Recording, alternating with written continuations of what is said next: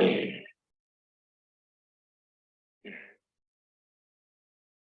afternoon. I will call to order this regular council meeting of June 6th, 2023. It is 1:31 p.m. We are now almost 1 week into Pride Month, and thank you to those from Out Jasper and others who organized flag raising today. Myself with some other councillors attended the raising of the progressive flag at the high school earlier today. Flags will similarly be raised at École Rocher, the elementary school, the Anglican Church, and I believe the Whistler Hotel. So month of celebration across province, if not country. We are also approximately a week into National Indigenous History Month, which provides an opportunity to recognize and honor Indigenous history in our community and across the country. As Indigenous people work to revive their cultures, we can certainly use this opportunity to learn their stories, to learn from their stories, to reassess our own stories, including our colonial history more critically, and from that build a depth of understanding and respect necessary for reconciliation. So I invite ourselves and all of our residents to learn what they can of our local Indigenous history. They might, for example, choose to see again Resilience, the Sinawinawatch story. They might watch the recently posted TED Talk by Patricia Bauer that was presented at Pine Bungalows quite recently.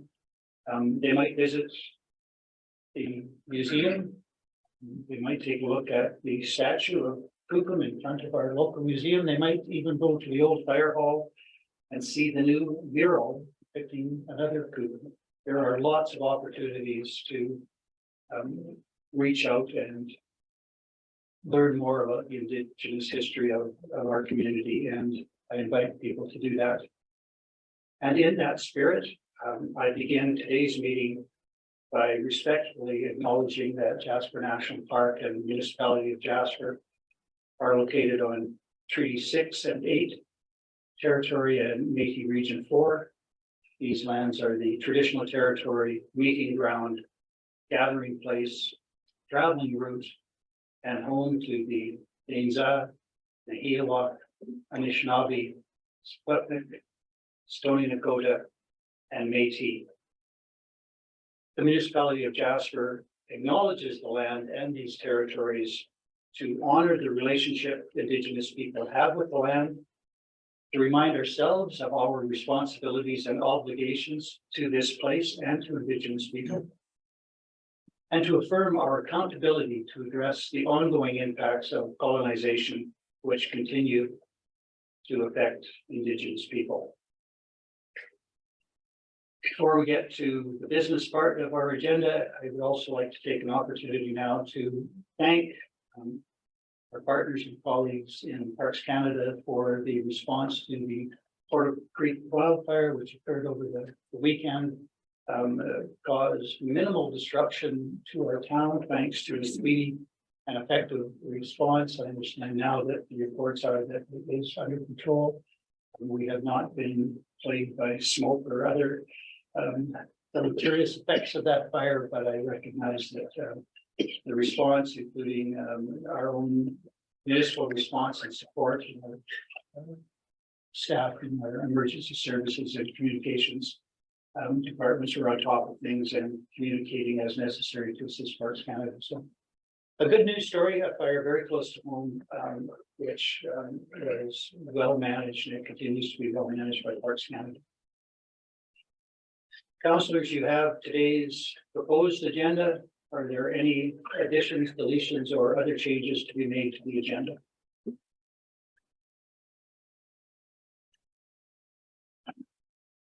I note that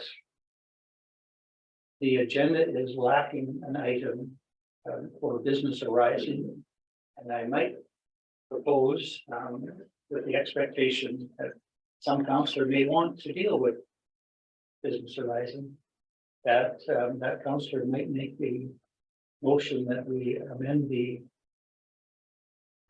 agenda to include item 3.3 business arising. Councillor Melnick.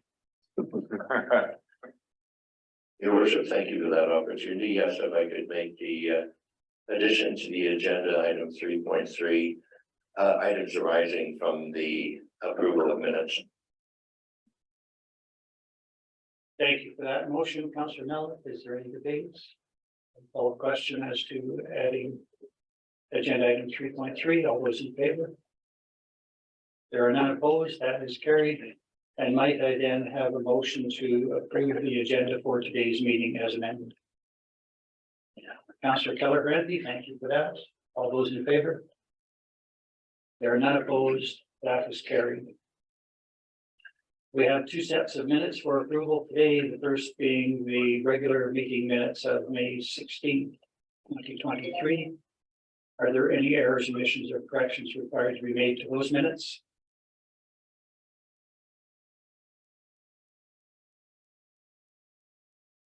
Councillor Waxer. I believe when I looked at the minutes, that it mentioned the return of Councillor Melnick.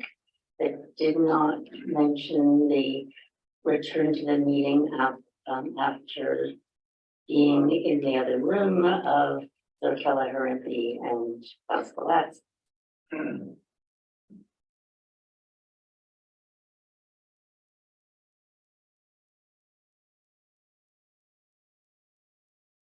No, I think you did. I'll return it. Because I then took over the chair for a moment, so That's so you must have been there. Right, subject to that addition. I would also, with respect to those minutes, just speak to the item at the bottom of page 5 of our electronic agenda, the public transit RFP. And just the wording of the disclosure of a conflict of interest. My recollection is that each of the councillors declared not necessarily a potential perceived conflict of interest, but in fact, a conflict of interest, which is within the purview of each councillor to declare, and they did so declare. My recollection, it was declaration of the conflict pursuant to section 170 of the Municipal Government Act, which is pecuniary interest. And so I just question whether the written record should speak to a potential perceived conflict rather than, in fact, a conflict as declared by the councillor.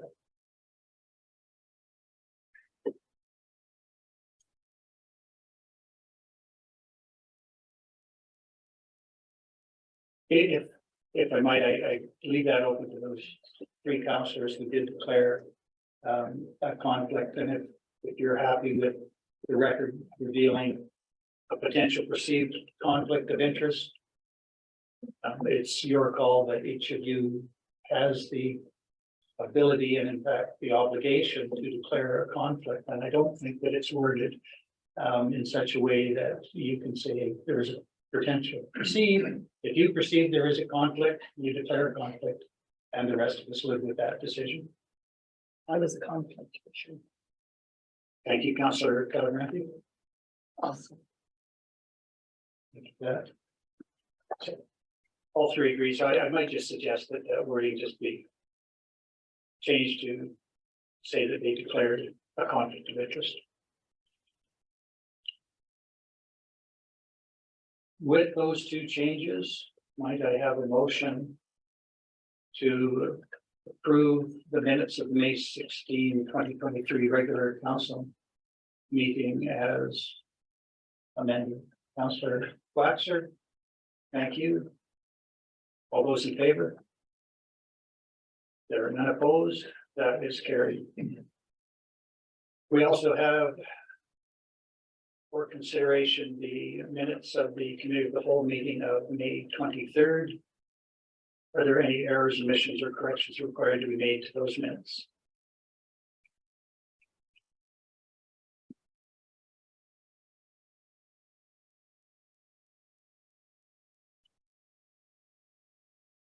If not, may I have a motion, please? The council approve the minutes of the May 23rd, 2023 committee of the whole meeting as presented. Councillor Melnick, thank you.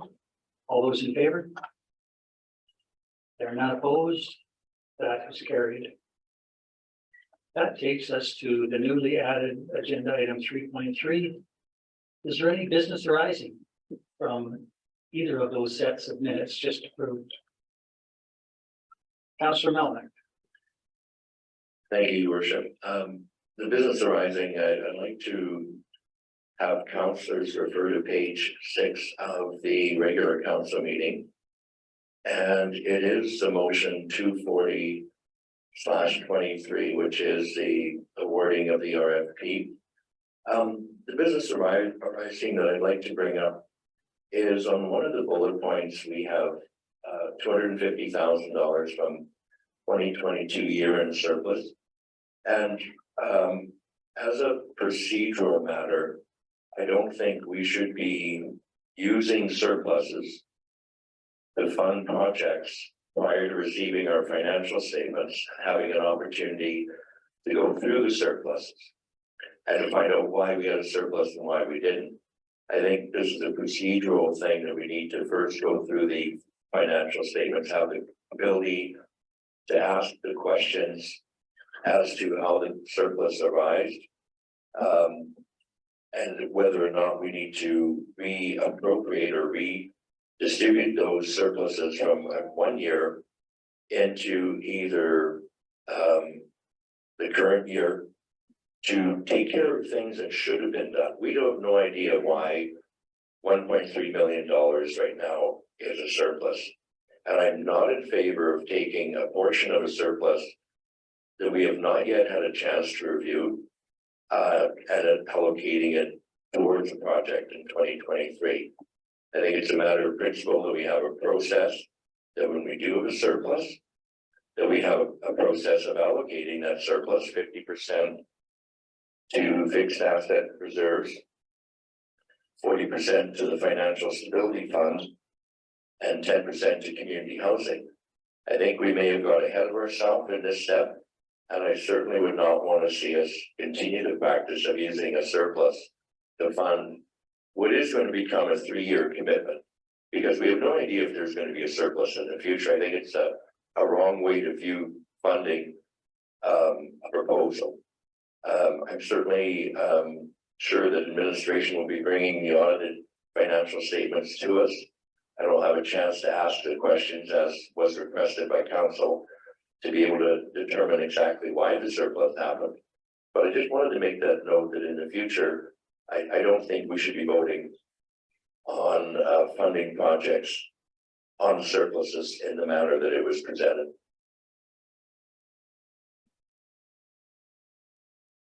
Thank you, Councillor Melnick. And on a related procedural matter, I take responsibility for a lapse in process that might have avoided this particular issue coming now after the vote. So had I been thinking differently at the time of the meeting, I might have suggested that the motions with respect to the RFP be split so that those councillors who were not in conflict could have voted on the award of the RFP, and at that point stopped. The subsequent motions invited those other councillors back who at that time I think would not then have been in conflict And we would have benefited from a more fulsome discussion of the subsequent motions. As it was, it all came about as one motion with various parts. And on reflection, I see now that I might have handled it differently had I had any idea that such an issue might arise. So from my perspective, Councillor Melnick, I regret that I didn't split the question. That would have given you an opportunity to raise that very issue at the time when it mattered, which was before the vote, rather than now. Having said all that, I would invite administration through Mr. Given if he wishes to speak to the question of the surplus directly, or have that wait until we are presented with the final statements, which, as we know, have been delayed because of a delay in reporting at the Regional Waste Management Board, which affects the liabilities on our balance. So, Mr. Given, I won't put you on the spot, but if you wish to speak, you can speak to that. Your worship, certainly administration will bring forward the audited financial statements, and you're correct in why there's the delay. And our auditors are trying to figure out how they can accurately and fairly represent the work of the municipality versus the work of others. That's preventing us from bringing forward the audited financial statements. I believe Director Malnichuk has worked with them and they've got a solution for that. They're going to be bringing it forward.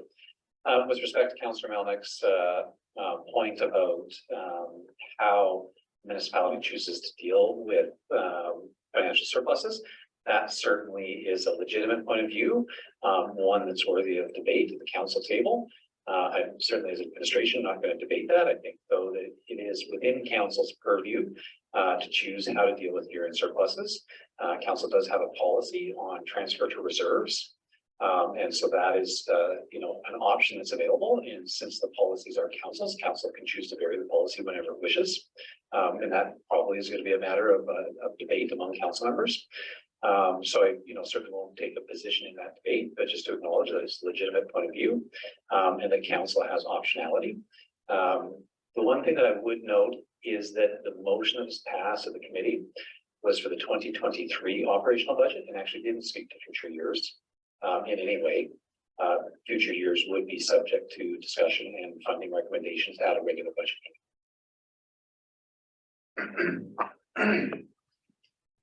Thank you for that, Councillor Hall, and then Councillor Emoto. Thank you, Mayor Ireland. I have a question about the motion which I made, but we did request a contract, negotiate a contract to come back to us. So will we have time again to rediscuss the first part of the motion, or is it going? What will that look like when that comes to us, and what will we be able to change or not change? So the motions that were passed, the first, there are, and I guess they're all carried in one vote, but there are sort of different action items in there. The first is the discussion of the actual service itself. The second is an amendment to the 2023 operational budget. The third is direction to administration to come back with the outlines of what a successful contract would look like. And then finally to pursue additional partner contributions. Those last two impact the second one. So the negotiation of the contract impacts how much money we need. The service level that we set through that negotiation impacts the cost of the service, which impacts the amount of money that we need, and the amount of support that we receive. External partners also impacts the financial. So as discussed at the meeting, the financial portion is an intentionally conservative estimate of what is the maximum amount of money that would possibly be needed in 2023 to do this service. Again, recognizing that service isn't starting today, we'll likely have less than the 3,750 hours of service, which would mean that the total cost would be less. Exactly how much to be determined, and that's something that you would see when you come back with the contract that would say, this is the service that we'll get, and this will be the actual cost. The motion around dollars does give administration an upward, sets a limit, upward limit on the amount that administration has to negotiate with. And ensures that administration stays within that amount because that's all that the council is authorized.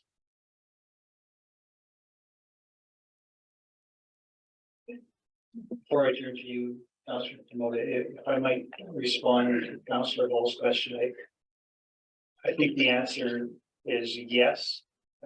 Our procedural bylaw does provide an opportunity for council to reconsider a motion unless there has been irrevocable action. And I think unless and until we took the $250,000 from the year-end surplus and spent it, nothing is irrevocable. And so other parts of that motion will come back, and it would not be impossible, I think, to reconsider the motion under the existing procedure bylaw. Councillor Gordon? Well, I was going to say that sometimes it's okay to, admit error. And as much as other councillors don't want to go through the process again, I'm just wondering, is there a possibility to rescind this motion as a whole, go back, break it down, and then start this process? Because this wasn't at a committee meeting, this was a regular meeting of council. And as much as it's sunny outside, and I know we want to get out there, but I think if we're admitting that there might have been a procedural misstep, then I think it might be in our due diligence. I'm not saying that we have to do that, but if the opportunity is there and we want to do it right, so that others can have the opportunity to have that discussion, I'm open to it. And as our step from 2 weeks ago or from May 16th, irrevocable. We already committed. PWC already have people on the ground, hiring process and all that before the contract's even signed, so I'm not sure.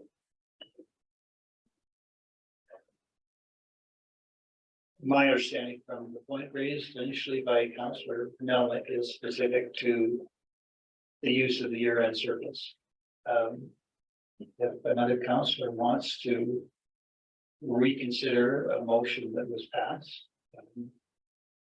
that too, there is a process for that in the procedural bylaw. But I don't think it can be added to today's meeting, and I don't say that because it's a sunny day outside. But I think we do have, if we're going to use that process, and the council can avail themselves of the requirements of the procedural bylaw and bring that back for determination by council. Otherwise, I think it, at least in part, is coming back in any event. So we will have further opportunities to consider that. Councillor DeWanda? Well, my other question was, do we have a date yet when there's a post-contract report? If that was stated at our last committee, I apologize, I didn't see that in the minutes. Your worship, to Councillor DeMo's question, no, we're negotiating a contract determining the service levels, and that will play out over the next little while. I'll say from an administrative perspective, we have one, and as I stated at the committee meeting and the council meeting, we currently have one funding partner, that's the school district. They are confirming the amount of funding support they can provide, but they certainly, as a funding partner, would have a service expectation. So that certainly is the timeline that I've been operating under, that we need to ensure that we have a service available at minimum for that need for student transportation. So beyond that, no, there's not a specific date for a contract, but there are practical realities that would say that needs to happen in the next couple of months, certainly. But there will be stages where any service provider will need to ensure that they have appropriate fleet in place, and that you have staff in place. And so whether they attempt to put those things at their own risk in advance of the signed contract is up to them, but the municipality's obligation doesn't start until we do enter into it.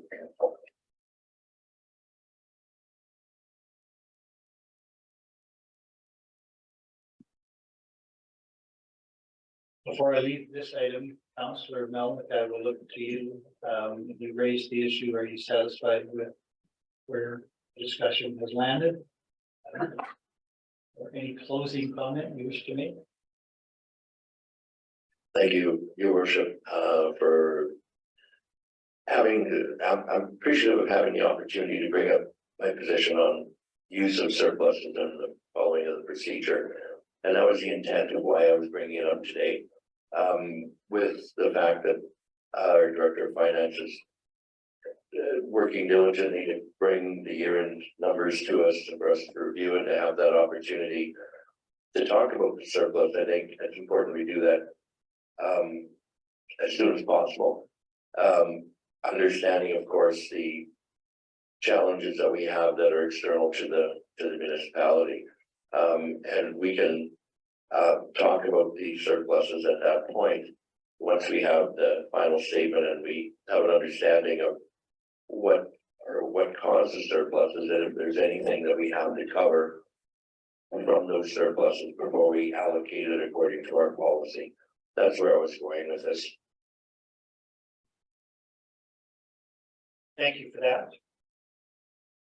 Is there any other business arising from the minutes of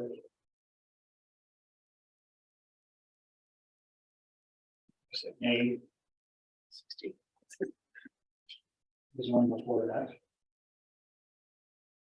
May 16th, yes.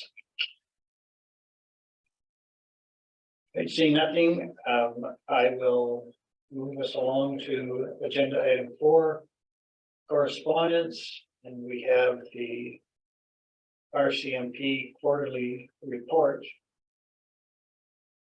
Was there any expectation that Sergeant Daisy would be joining us? Not. Okay. So we have his written report. Are there any questions or comments from councillors with respect to the report?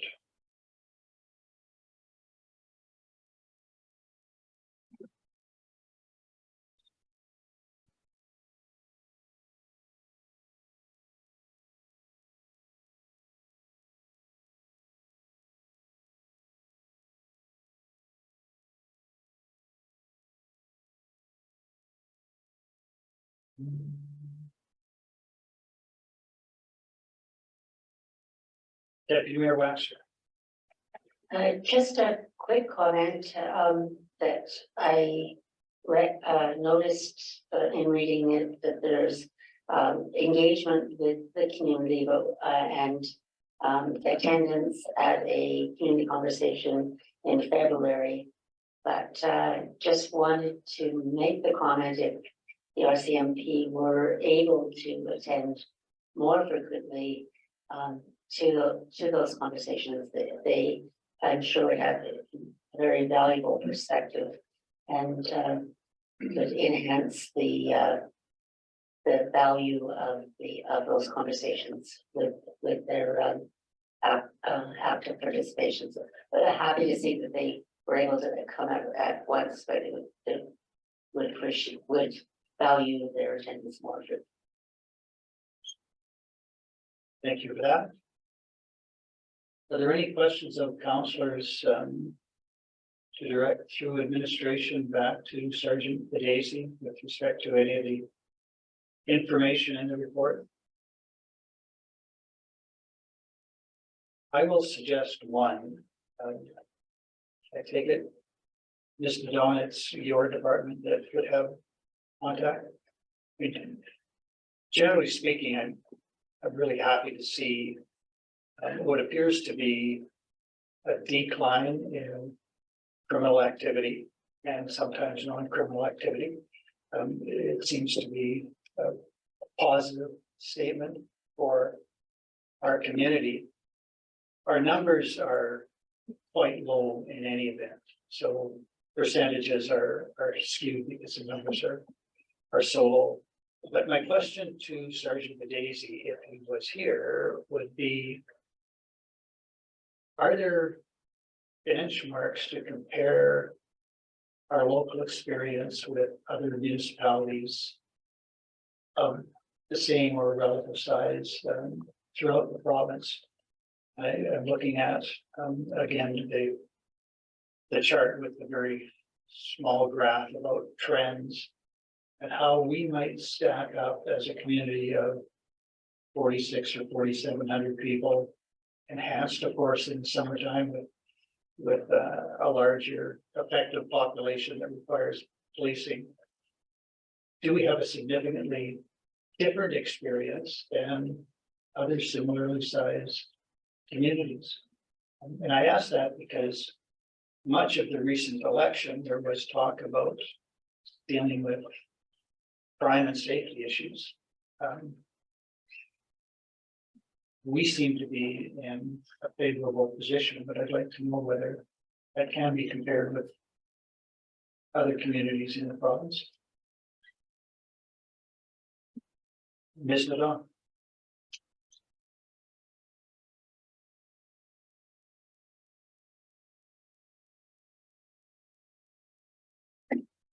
Thank you, Your Worship.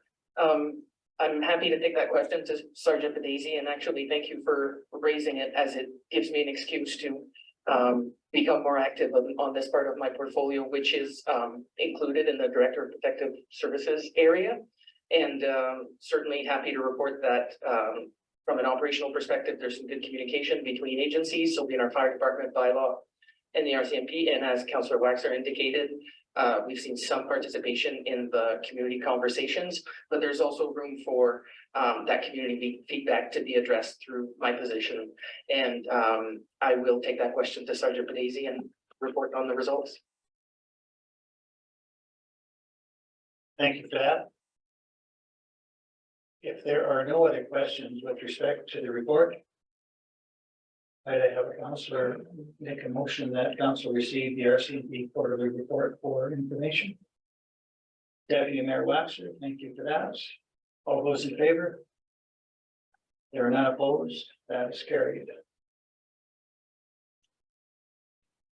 Agenda item 5, delegations. We have no delegations before us, none on the agenda. We're not aware of anybody rushing to make an appearance before us today. All right, we will say then that we can move to agenda item 6. New business, 6.1, a variance request for sidewalk seating Papa George's restaurant.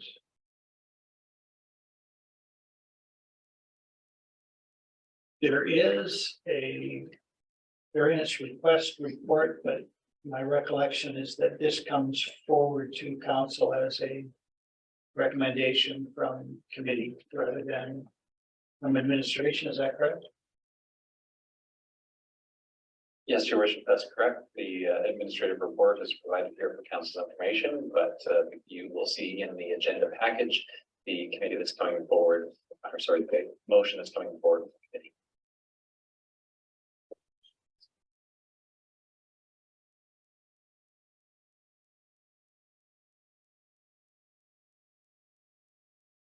Is there a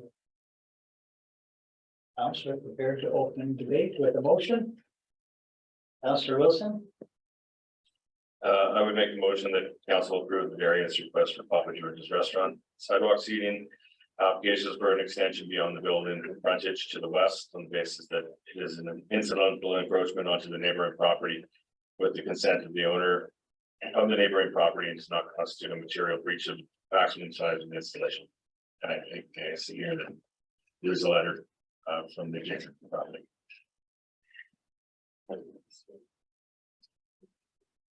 Thank you, Councillor Wilson. Is there any debate on the motion? Councillor DeMota? Just wondering if like don't want to call anybody out, but is this like a rubber stamp? Like did those right? Okay, I'm just gonna leave it alone. I thought I saw him operating. I was having a beer out there the other day and I was like, okay, sounds like this was approved already. And I thought it was just something that came through committee. And then I was surprised when I saw it on the agenda. I'm just being transparent. That's all. So I didn't mean to put anybody in the spot. I just keep on voting on something that's already been approved. I feel like awkward. Ms. Nadal? Thank you, your worship, through to Councillor Demota. Given the nature of the variance and how the process is unfolding. With the application, including another application from the same applicant, administration issued a provisional permit. So they could begin the installation, and one of the terms and conditions in the permit is that if the variance process did not become or be approved, the applicant would be required to provide a site plan and an installation that would fit the criteria. So it was also because there was a 5th Tuesday in May, which would have compounded the timeline for the applicant. So we thought it was a good idea to issue a provisional permit so they could get started with the option to be removed if needed. All right, well, like I said, I didn't want to put anybody in the spot, and I'm glad it was a good answer there, and not that I was doubting it, it just dawned on me. But I think, that was a very progressive move, and that put me in a good mood. Yeah, I think that we should think about doing things like that a little more regular. Time is of the essence for a lot of people, and I think that was a great move, so congratulations. Thank you. Thank you. Is there any further debate on the motion? I will call the question. All those in favor?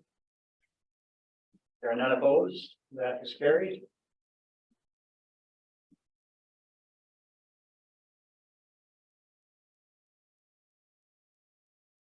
Agenda item 6.2. Senior Week Proclamation. Assume that typically Director Reed would speak to that, but I will look to you, Mr. Gibbon. Yes, your worship, Director Reed wasn't able to be here this afternoon, so I'm going to hold down the introduction of this recommendation for a proclamation. And the administration is recommending the council proclaim this week, the week of June 5th to 11th, 2023 as Seniors Week in Jasper. Council likely knows that Seniors Week has been recognized in Alberta since at least 1986, and many communities through the province officially declare Seniors Week in recognition of this special opportunity to recognize our seniors. Municipality of Jasper serves seniors in a variety of different ways, mostly in our community development department with recreation programming specific to seniors, also community outreach programming specific to seniors and focus on that life stage. And so administration is bringing forward this recommendation. You will see attached the proposed proclamation. Additionally, Director Reed and the team wanted us to note that seniors will be celebrated at several different events across the community. One in particular is the Seniors Tea and Treats event at the Activity Center this Thursday, June 8th at 2 p.m. And there will be specific information available relevant and of interest to seniors. And of course, Glenda Gray will be catering the tea and treats. So we'd invite everyone in the community to attend, and we would recommend the council proclaim this week, June 5th to 11th, as Seniors Week in the municipality of Jasper.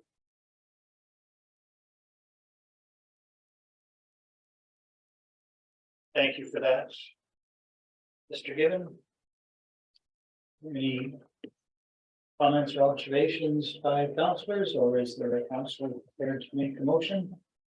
Councillor, or pardon me, Deputy Mayor Waxer.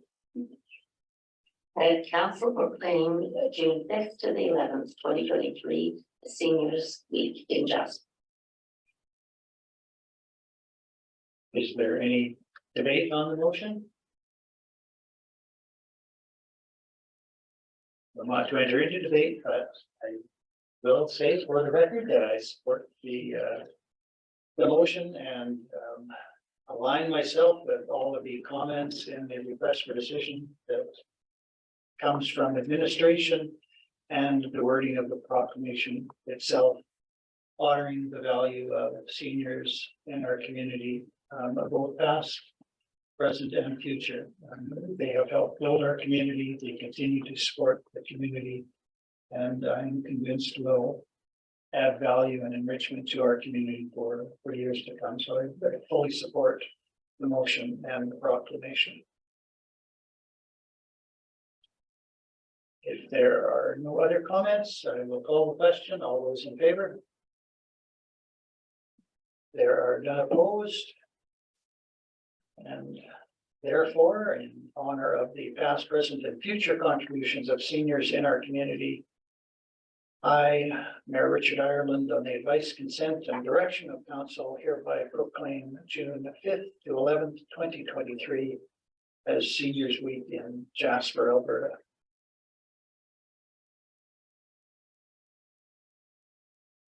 That takes us to agenda item 6.3, extended producer responsibility. And Mr. Given, were you intending to speak to that? Well, your worship, this is another item that is coming as a recommendation from committee to council. At committee, well, we missed that Tuesday, but at our last meeting of the committee of the whole, administration introduced this topic at that time.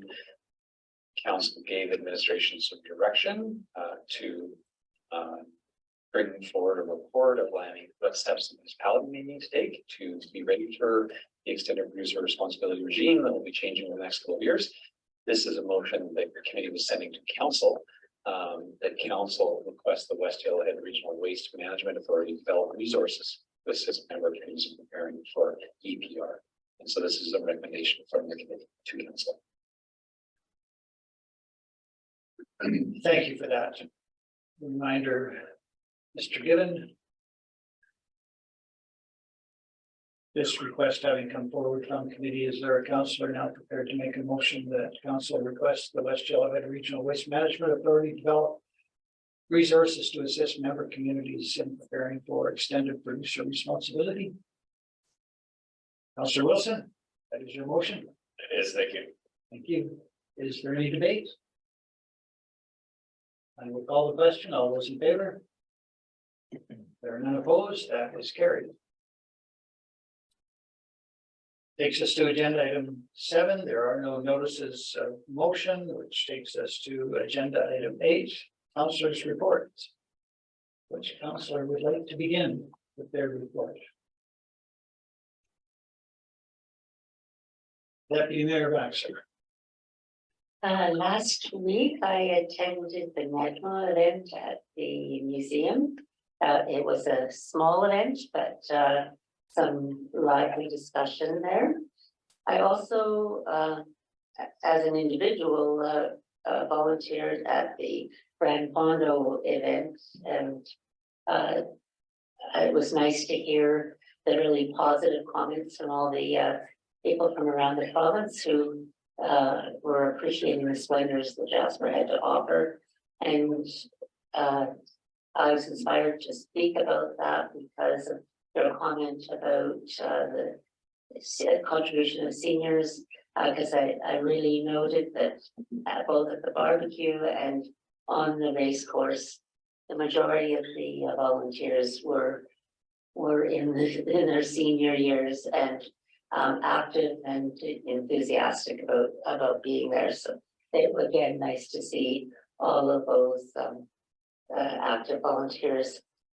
Councillor Melnick and I both were at the welcome event last week as well, and I wanted to offer extend kudos to those who were organizing. It was very smoothly operated, very vibrant and welcoming atmosphere, and many booths. I believe it was something like 26 booths attendance, and excellent participation. You could just see people streaming in and through it, people very appreciative. I think that's all I had for today. Thank you, Deputy Mayor Waxer. Councillor Keller-Ramsey.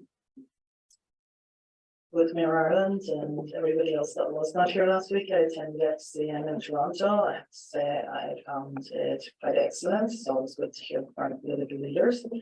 And I found the education sessions quite interesting. 3 of them that really stand out in my mind is the Indigenous Economic Development Program that they're doing in Toronto. It's where they've taken over a building in downtown Toronto. City of Toronto is taking care of the infrastructure of the building. And then they are working with Indigenous groups and small Indigenous businesses that are going to operate out of this building. And the money that they receive into the building will go back into finance the utilities and that of the businesses. And the model they have, I think, can work in any community on a smaller scale. So I found that really intriguing. I also enjoyed the financial framework.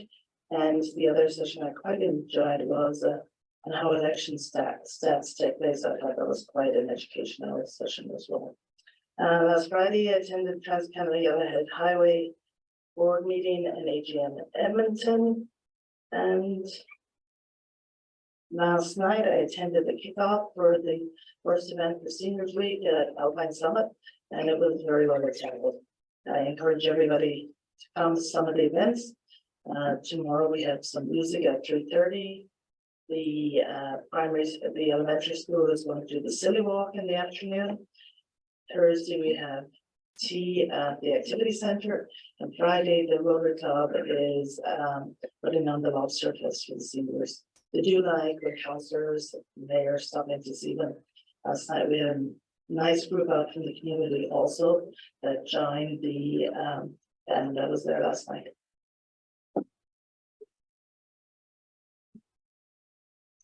Thank you, Councillor Keller-Renfrey, Councillor Demota. Hey, yeah, I found that FCM was a worthwhile visit. You know, the theme was local action, national results. And, you know, part of that description states that they showcase how cities and communities are delivering local solutions, investments, and innovations to directly improve Canadians' quality of life. And, you know, it was really interesting because right across the board in some of the plenary sessions that took place at large, as well as the workshops, you know, right across the board from coast to coast, there's a housing crisis in Canada.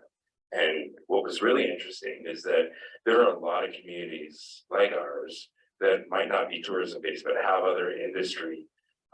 That's their main industry, and they're suffering from the same situations we are. They just don't have people to facilitate whatever they're doing in their community. And some of the interesting things that I found out was that there were a few communities out east that were frustrated waiting for government handouts or grants and things to get their projects going. So they started leveraging their own assets to get the money from the bank, and then hopefully, and some were successful in getting some grants. And I understood with a conversation with their CAO later that we started doing that with our own housing properties, or that's part of the process that we want to move forward. But I think that there are some other initiatives that we could probably take advantage of, you know, being on council for this long. And I remember on the last term, we had halfway through kind of where we are right now, we had a councillor saying that they wanted to see a shovel in the ground on GC by the end of the term. Well, that hasn't happened yet. And I'd like to see, you know, us maybe move forward to having that done in the next couple of years. And I think we have a very motivated administration and council as well. And I hope to maybe move towards it. There's other things that I want to report, but I'll keep things short here and maybe report some of my other findings and conversations at FCM at future meetings. Thank you. Thank you, Councillor Demota. Councillor Melnick. Since Councillor Demota relinquished some time, I'll just state that the two of us will be attending on Thursday the Community Futures with Yellowhead monthly meeting in Hinton. Thank you for that. Councillor Hall. Thank you, Mayor Island. I too also attended FCM 2 weeks ago now, and I did attend many of the sessions that Councillor Keller-Renfrey and Councillor Demota have spoken of, but I also attended a city bike tour, and I really had time to experience firsthand public transit in the form of bikes, trains, subways, and it really solidified my view that we really need to be designing these things to meet the needs of our most vulnerable and the people that have the least amount of mobility choices. And in light of transit coming to our table, in the future. It was a great experience for me. I ended up spending a few extra days with a friend in the city, and we spent 3 full days biking around and really experiencing that cycling infrastructure, which was quite mind-blowing. I was doing a really good job. Thank you for that. Just with respect to FCM, which I also attended, I will report now because I might forget later. But again, I thought very worthwhile attending. I thought the most inspirational part of the week was a presentation at the opening plenary given by the CAO of the Federation, which dealt more specifically, but somewhat generally, with a new fiscal framework for municipalities. And if we can, as a Federation of Canadian Municipalities, coalesce around some of the thoughts that she expressed, I think that we can do great work for residents from coast to coast to coast. It was a very inspirational presentation, I thought. I also attended because we are now looking at public transportation, a session on intercommunity transit. Not as relevant as I had hoped it might be to our circumstance, but still some interesting case studies. And my understanding is that each of the presentations was recorded, and so I will endeavor to find online access to those presentations and share those with council when they're available, because there are things to learn. I attended 2 lunch and learn sessions, so fairly short, but concise. One was from Smart Cities or some such thing. People that I met at the Royal Ontario Museum, and they have micro sensors that plug into streetlights. On top where there's the light sensor already, and they have another light sensor on top, so you don't lose that capacity. But they can record just an array of information that could be useful to any community. So for those who attended, you got in your welcome bag a little oddly shaped gadget. Well, I understand that it's got a USB port, and it will tell you all about this micro sensoring that can be applied to municipalities. So something that I think I will give my little replica gadget to Mr. Greathead, and he can enjoy that presentation, see whether there's anything useful. Similarly, I attended a lunch and learn presented by Communities in Bloom, just to refamiliarize myself with the benefits of Communities in Bloom, and it was a strong presentation, I think, and acquitted Communities in Bloom very well as a positive force in most communities. And I found again that in most communities, it is community driven. That is not by the municipal organization, but most of them also suffer from lack of direct financial support from the municipality, and even those with a strong core group who support Communities in Bloom, they're looking for additional municipal support for their efforts. I attended a climate action session, and I will be bringing forward a proposal for committee of the whole next week to consider a step that we might take in terms of climate action in our community. And finally, the last one I will mention is I attended a session on responses to online harassment.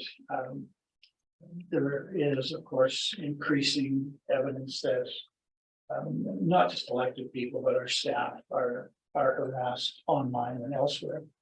I was hoping that there would be more general tools available.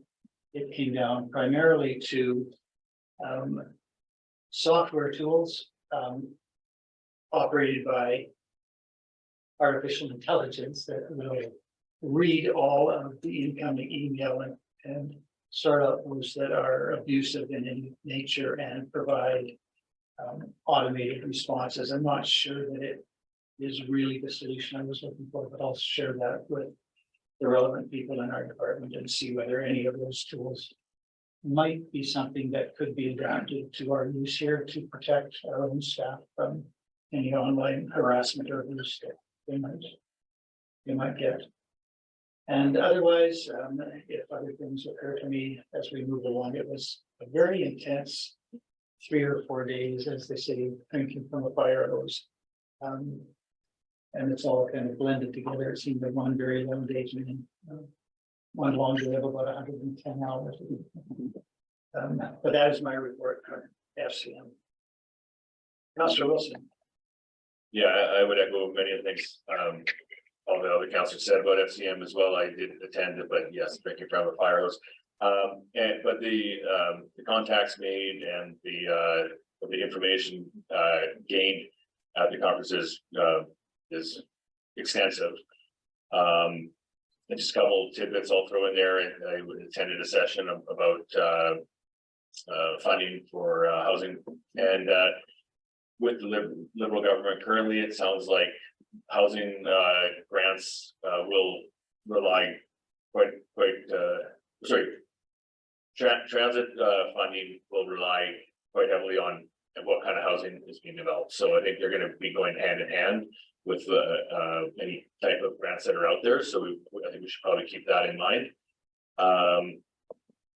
You know, something pretty promising in the housing realm is that I'm not sure what part of it, I think it's BC. They've made it provincially wide change to zoning that they've legalized multiplexes in all neighborhoods. So I think that's something that we here have to hopefully take a look at as we kind of move towards land use and planning, is that we have fixed boundaries. We need to densify, and R1 districts aren't solving our problems. So I think we have to have that conversation about multifamily, small multifamily in like all of our community. Good conversation to have. There's one other thing I wanted to share. Oh, I guess one of the contacts made that I think is going to be pretty fruitful is we attended a CN lunch and we were able to meet our provincial rep, Julianne Threefall, I think is how you pronounce it. And she sounded very excited to work on local initiatives in Jasper, such as work together on housing, or even simply bridge resurfacing for the entrances to our town, and you know, a number of other collaborations we couldn't have. But it's really good to make that connection with her, because she's new in the role, and I think we can have a great relationship. I think that's it for me. Thank you. Thank you, Councillor Wilson. I think that concludes councillor reports. Upcoming events, as we just proclaimed, this week is Seniors Week. It is Pride Month and National Indigenous History Month, all month long. There's a seniors tea Thursday at 2 p.m. at the Activity Center. Lemonade Day, June 17th. Who's in the know on that? Is there also a testing date that's other than that for those who have? June 15th. June 15th, thank you for that. And the RCMP musical ride on June 19th, I believe 2 performances. Recall the times. On that, Mr. Gibbon, I think everything is proceeding as anticipated with respect to the use of our facilities, including the arena and the field. Yes, Your Worship, I know Director Greathead and Director Reed have been working closely with the organizing committee. And my last update from them knows that everything is in place and ready to go. And I know they're looking forward to welcoming the ride to Jasper for that unique experience for both local residents and our local community and visitors.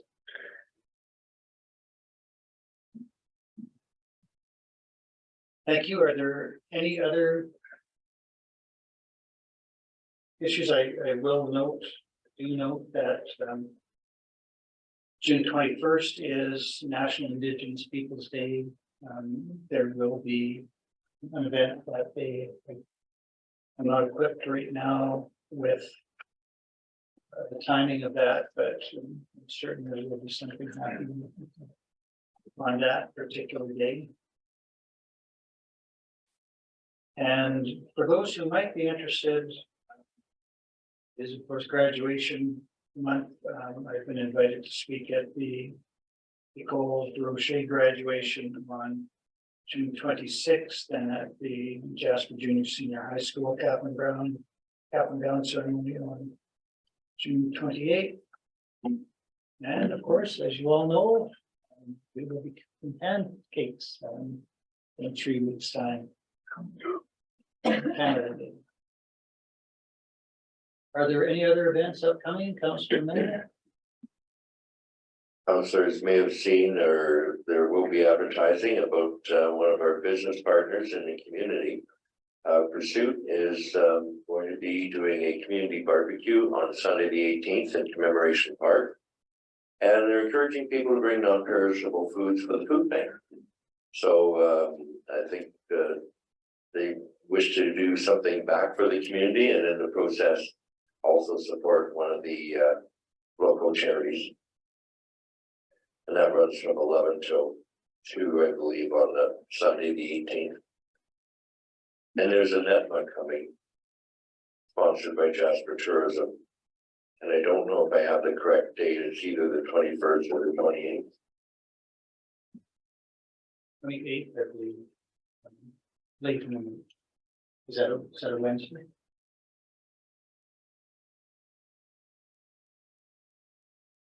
Thank you for that. If there is no further information for council, I would invite Councillor to make a motion. Councillor Melnick, it is usually you who make the motion to extend a meeting beyond 4 hours. Would you be inclined to make a motion that we actually adjourn before that's necessary? There seems to be lots of councillors who like to make the motion to adjourn, but I will take the opportunity because I can never get my hand up fast enough to have a motion to adjourn. So I do make that motion. All those in favor?